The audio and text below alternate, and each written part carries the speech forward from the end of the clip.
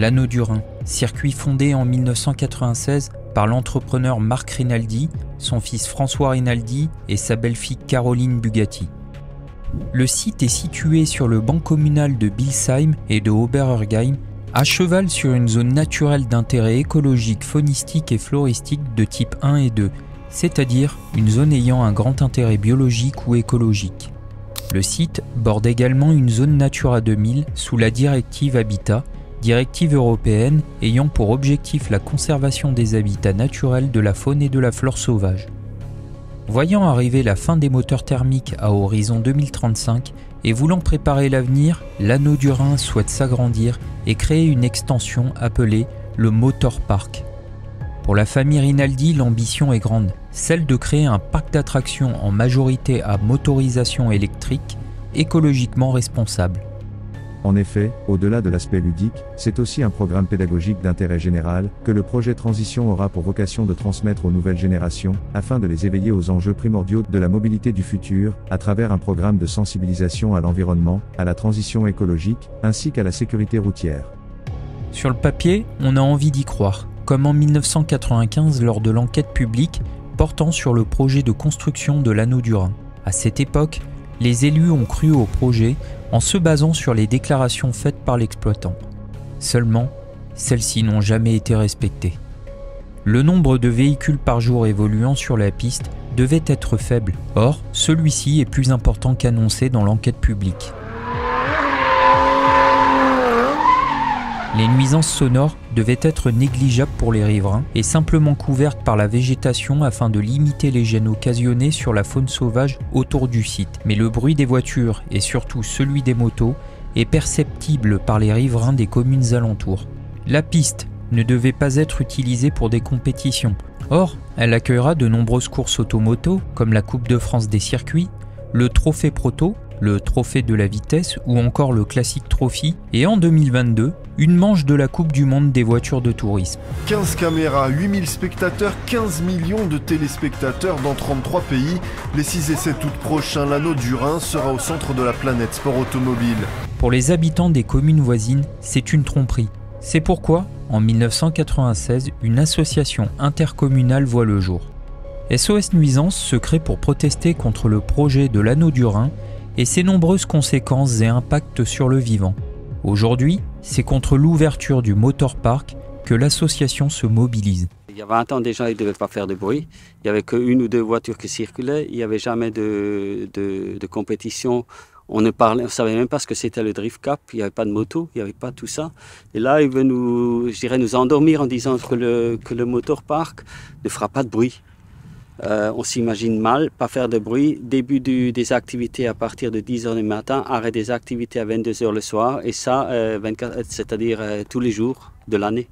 C'est impossible. D'une part, on aura le bruit des voitures qui passent dans les villages, on aura les holas donc, sur les manèges, donc c'est quelque chose, comme dit, c'est impensable. Prenons d'abord de la hauteur pour jeter un œil sur l'évolution et la transformation du paysage depuis les années 60. Nous pouvons voir sur cette image qu'un défrichage a été effectué sur toute une partie de la forêt classée en zone naturelle d'intérêt écologique, faunistique et floristique de type 1, mais qu'au nord du circuit apparaît désormais une forêt plantée en 1997 par mesure compensatoire par l'exploitant de l'Anneau du Rhin.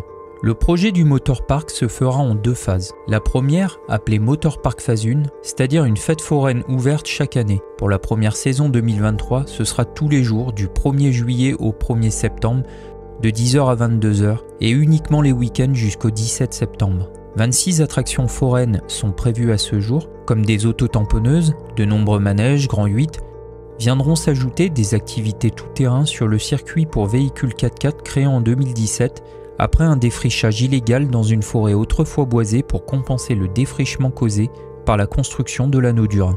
Toutefois, la liste des attractions reste non exhaustive car confidentielle à ce jour.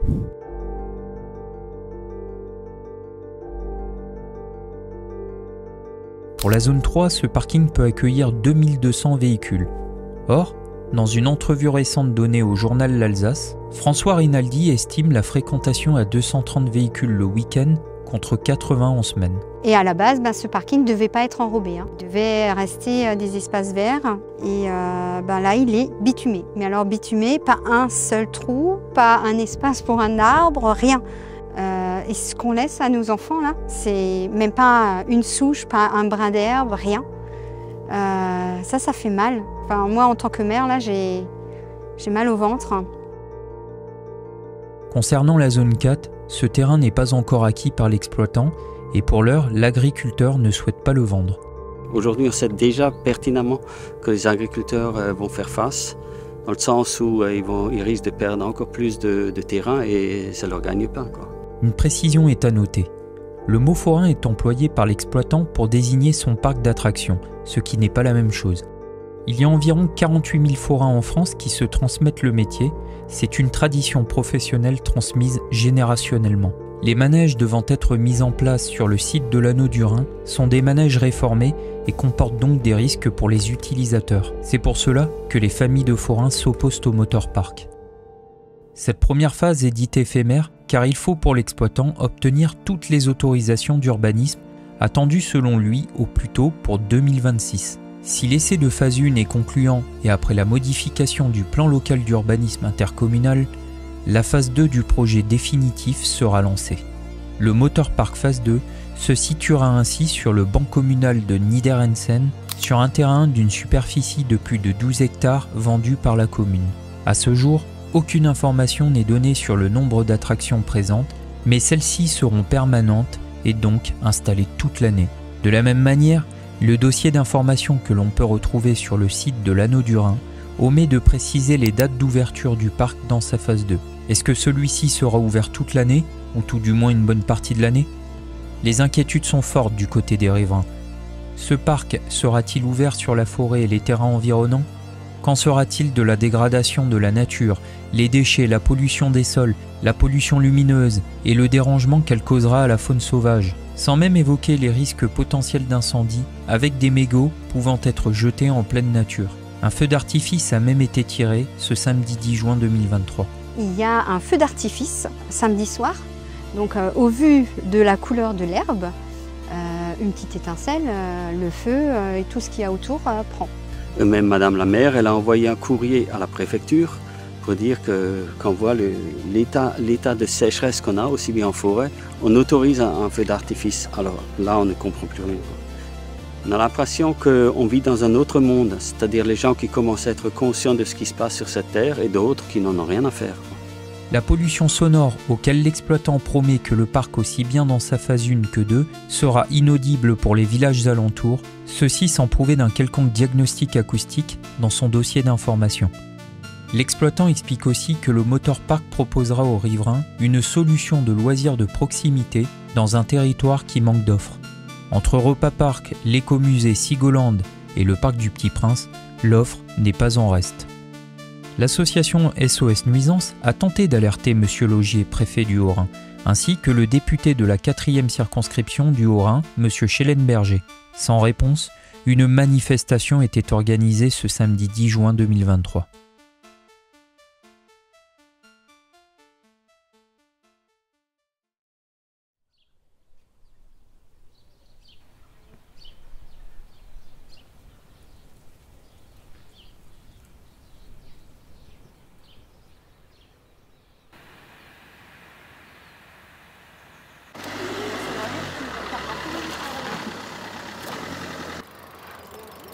Bonjour.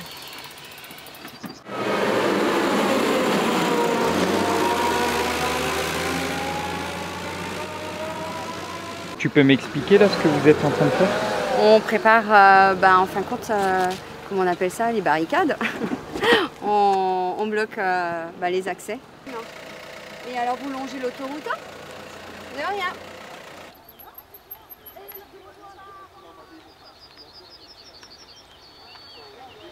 T'as un panneau? Je mets un? Je mets devant?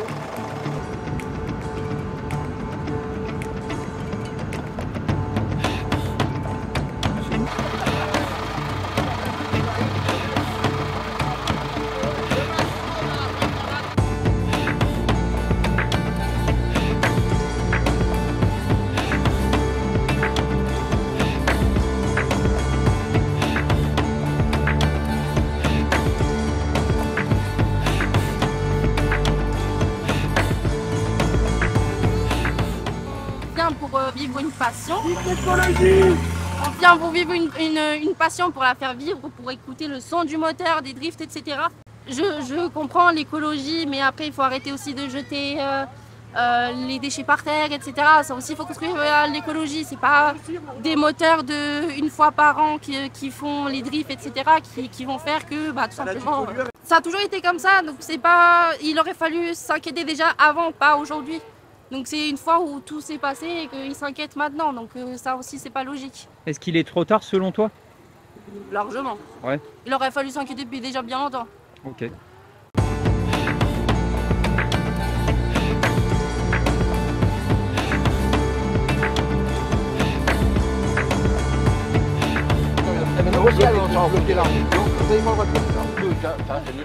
Ça fait 45 minutes qu'on tourne d'un village à l'autre, on est bloqué de tous les côtés. À un moment donné, on n'est pas là pour embêter les gens, on a des circuits exprès, on a des circuits qui sont faits exprès pour ça, pour déranger personne.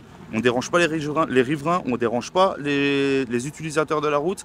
Et même quand on est sur circuit, ça ne leur plaît pas. À un moment donné, il faut trouver, on essaie de tout faire pour qu'il y ait des gens que tout le monde soit content, qu'on dérange personne, que nous on puisse faire notre passion, que eux ils soient pas dérangés de leur côté. Pourquoi est-ce que maintenant qu'on a trouvé un arrangement où tout le monde est bien de son côté, pourquoi est-ce qu'eux ils viennent nous empêcher d'aller dans nos endroits privés? Il ne faut pas s'étonner après qu'il y ait autant de monde qui fasse n'importe quoi sur les routes. Est-ce que vous comprenez leur lutte?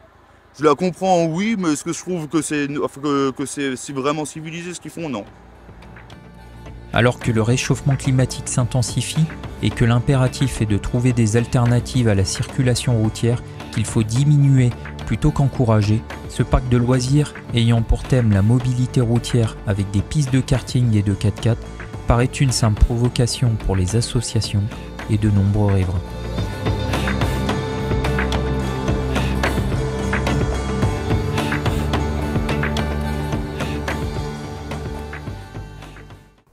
Il y en a assez.